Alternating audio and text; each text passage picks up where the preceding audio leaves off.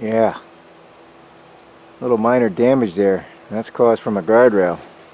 I got a little story for you. So the other day, went in to get my coffee at the usual coffee place before work, and I come out and my car's gone. Yeah, I know. I'm like, did somebody steal my 97 Mercury with 160,000 miles on it? You know, it's got to be on the list of most vehicles stolen, right? So anyway, it turns out there was I didn't know it at the time, but the thing rolled right across the street, missed some traffic, slammed into a guardrail without nobody in it. So, and there just happened to be a cop coming by, so he gets out. I walk over to the car after figuring out, oh shit, that's my car over there with the cops. Excuse me. So we look in the car and it's still in park. So he goes, the cop asks what the heck happened. I'm like, I have no idea, dude. I just came out with my coffee and my car was gone. Here it is, across the street up against a guardrail. So this didn't make any sense last week, but now it does. See, watch what happens. It's in park, as it is. Turn the car on, nothing. Turn the key on, nothing. So apparently my shifter here has got play in it, so you know, I can turn the car on, I can shift it to neutral and it starts. Is it the neutral safety switch? I doubt it, because the thing rolled away on its own. So I have a feeling, I mean, everything works. It's in park supposedly, but that's reverse. Okay, back up, neutral, no problem. Drive, go right back in. So there obviously is a problem with it, because now between it rolling away last week and, you know, not starting in park, I have a feeling this shifter tube is spent. So I got to take it apart and see what's doing in there. Well, let's take the sucker apart, see what's doing. I have a feeling this ignition's got to come out to get that shroud off, to get everything off, and I'm hoping this is like a regular Ford. You just stick a pin in there, undo that cylinder lock. I'll see in a second, but I got to take all this crap off the let me get in there and see what happens. Normally I just leave this and start it in neutral, but you know, if the wife takes it for whatever reason, carting a dog around and then rolls across the street on her, that's not going to be cute. So usually there's a little hole here where a little push pin. So you got to, first of all, you got to disconnect the battery, otherwise you're going to, you know, the car will be on, because you don't start it, but you got to turn the key on and stick this in the hole. So disconnect the battery, and then just it's just a feel thing. It's a little pin in there. There it goes. Felt the dirt time. There it goes. And then you can see that you got to push on that little pin, little ball bearing, enough to get it up there. So that's what you're feeling for. I was probably all over it, but you got to get right in there. Look, so I was in this hole. Where is it? Right there. And then your screwdriver's, it's only going to come up, see it, in that one spot. If you got something too thick, it won't come up this far. And it's just hitting this guy here. It's just hitting that little pin. That ball bearing sits in there. So you're just pushing that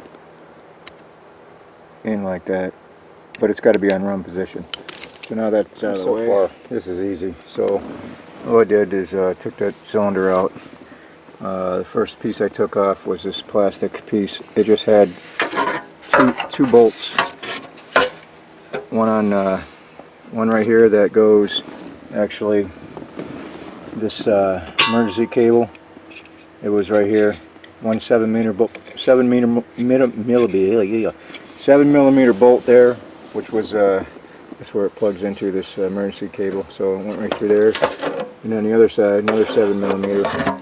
Then it just popped out because it has these, you know, you just tug on it. It's got them little pins there. And the next piece was just this piece is up here, metal piece. Those are 10 millimeter bolts. I think there was 5 of them on the floor in there. It's dark in here, I know you can't see. Hey, get a goddamn skeeter. So anyways, that's where I'm at. Got 2 pieces off. Now I was just loosening that up, so that's a Phillips. And I looked in here, and these are Phillips, so I got, looks like 4 Phillips and this fella here. And I'm assuming this this will be like a clamshell, should just separate. So it was just 3 bolts, three Phillips, well 4. One here in the back corner, and then 2 on the right side here, and then just 1 over here. Now I'm assuming this thing will just come right apart. Maybe not. Maybe it's just, yeah, it's probably just, yeah, it's just popped together with, uh-oh, don't set your airbag off.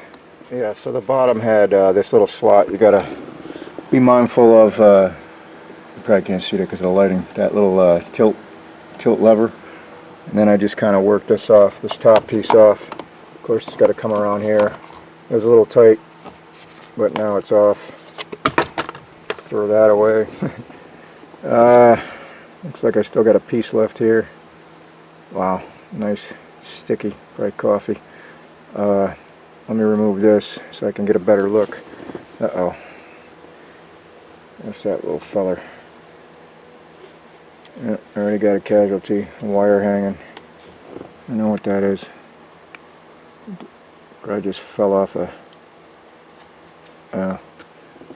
looks like it, again, this is difficult one hand. Looks like it just kind of fits right in there maybe. Yeah.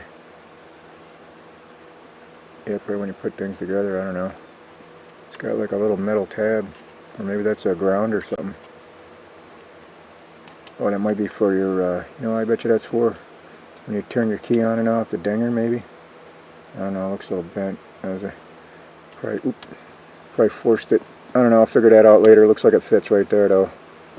Maybe that cylinder comes down and when you turn the key on. Ding, ding, ding. I might even disconnect that sucker.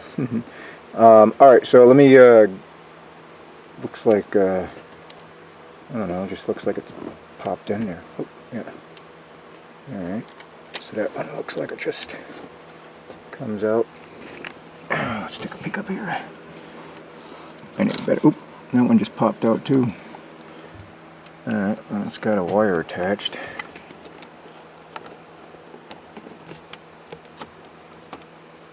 Looks like it's just a Christmas tree holder there. One of those little plastic thingamabobbers holding it. And boy, so my suspicion was right, and I think I'm in trouble here. So that's the bushing, and I believe it's supposed to be under this collar here. I don't know if you can see that collar. I gotta move the camera here, but this collar only has two bolts to it. Looks like torch bit, but that black thing in the back there, that's the bushing. You can see it came off from underneath, but the problem is, I don't have a problem with that one, unless, boy, the lighting is really bad here. I should set something up, but I'm not going to. If it's a split bush, oh it is. Alright, so that is probably my problem. But the other problem is, I mean, these are only a couple bucks. So putting this, I can get this saddle off. Let me see if this moves. Yeah, that's way too much play. What the hell am I looking at here? Okay, so I took that bushing off, and I think that rear one shot too, just because underneath, playing around with this, I could see a lot of movement back there. So I'm probably gonna have to drop this steering, which I was hoping that maybe I could get to the bushings without dropping this whole column, but it doesn't appear to be the case. So in order for me to do this right, let me see what we got under here. Looks like a cross member can come off of there. That's one of the bolts. There's probably four bolts hanging this thing up here. Probably should remove some more of this plastic stuff. Alright, let me get to it because I don't want to go halfway with this and have the car still roll away. So I do have 2 bushings coming. So let me take some more of this shit apart, and hopefully this steering will drop far enough where I can get in there with a tool. Back underneath again. So I just took off. I should get a light in here. I keep saying that. This bracket here just had 3 bolts, and then the plastic stuff, everything in the back, just kind of draped down. So now I can see. It's just kind of draped. What the hell am I looking at here? It's kind of draped down there. Let me get back up underneath here. So I'm hoping just these 4 bolts. Where are they? There's one there. What am I looking at? There's one there. There's 4 of them. One there. And 2 in the back there. Alright. Well, taking them 4 bolts down did do the trick, but there's a few things you got to know about. First of all, there's my saddle. I can get to that now. There's a lot of cruddy stuff going on, but so this you got to be mindful of this Prindle, your display up here, right? You got to kind of unhook it from over here. This is the little cable down here. That little loop fits over this.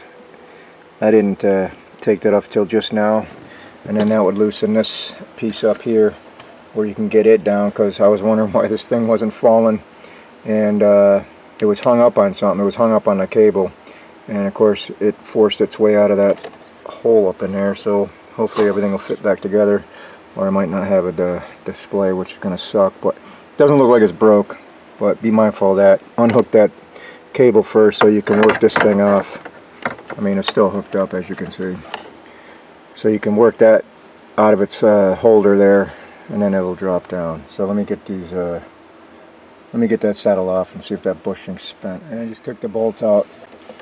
Let's see if this thing will come off. Yeah. Alright, it appears that that bushing is still in there, but because I got 2 of them, I'm going to take it off and replace it anyways. But it appears to be okay, but I do see some shavings. Those bolts weren't really tight. I mean, it's probably the way it is, but you know, they're pretty big honking bolts for being that loose. But anyways, that's where I'm at. Let me get the new bushings in there and see if this solves that problem. You don't have to unhook the intermittent shaft, so this kind of just drops and it's just sitting on a seat here, so you got enough room to get to everything. So there's that. So let me get these bushings in and see if this thing helps. Right. They're out. This is the back one. It's spent too, but you can see there's a little bit of ears left, but I'm sure the new one will look way different. It's coming in the mail. Should be here tomorrow, so I'll have to compare them. But this one here was the forward one, and it's got no ear or lip left at all. So that's probably why it just fell right out. This one, I'm sure, is thinner than what they're supposed to be. But all them plastic shavings are all around there. I got to blow everything out, and I think this is going to do the trick. Just these 2 little guys that cost $2. Almost cost. Well, I don't care that the bumper got biffed. It doesn't bother me at all. This is a 97. This could have been so much worse just because of these 2 fellows here. Could have went right through a storefront. Could have hit another vehicle, a person, just for them 2 guys. That's unbelievable, huh? Well, let me get the other ones in there. I'll turn it back on.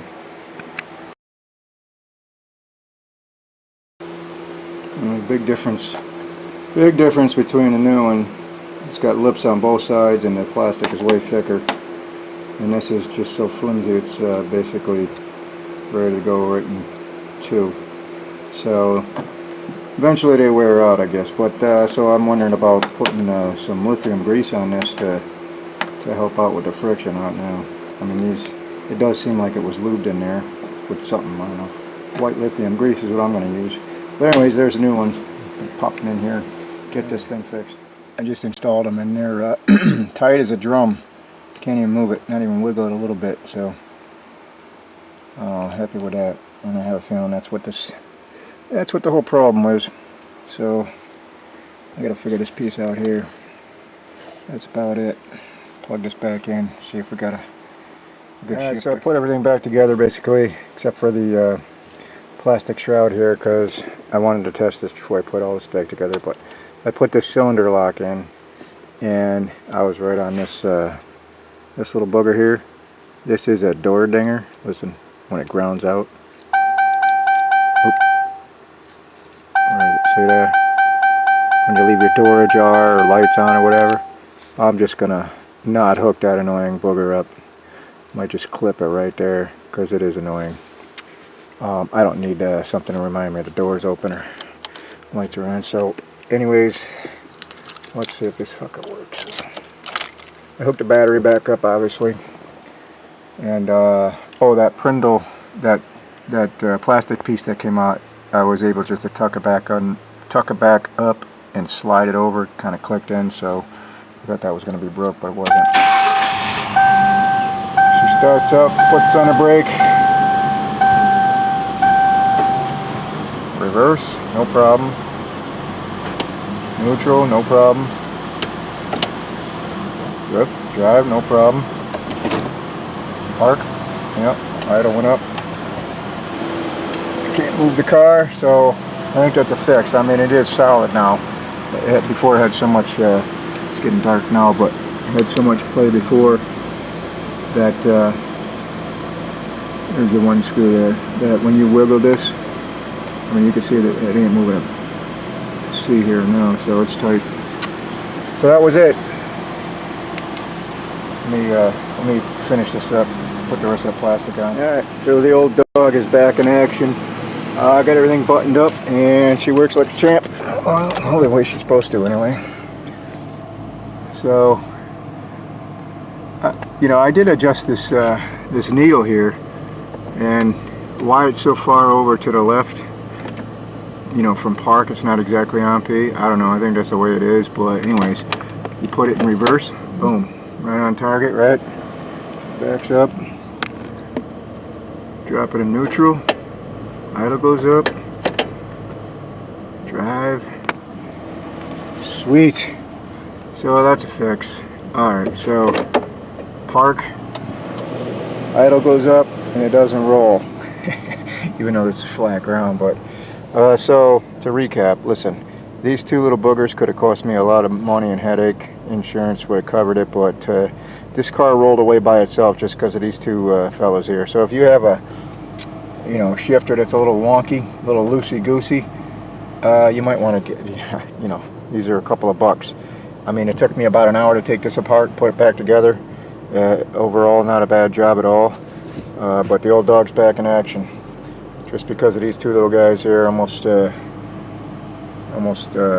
whatever. Could have been a lot worse. Could have been. It could have slammed. If the cop was there, maybe 2 minutes earlier, I don't think he would have let a car with nobody in it hit him. But the guy was right on the scene, so he was next in line. Anyways, that's all I got. Thanks for watching. See you next time.